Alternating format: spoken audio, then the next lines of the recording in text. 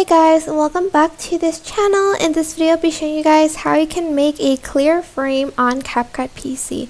So go to library and add in a white background and put it on top of the video and scale it so it's like full screen. Then you are going to select mask and you're going to select rectangle.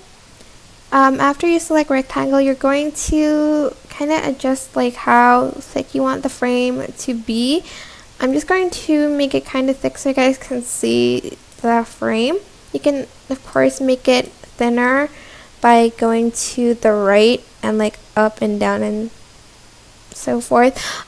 Select reverse, which is like just to invert to create a frame.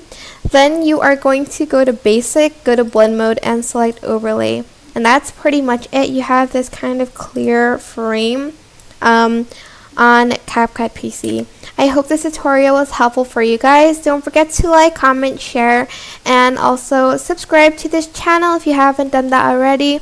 If you have any questions, just leave it in the comments section down below, and I will try my best to answer them all for you guys. And if you found this video helpful, please click the thanks button above the description box down below.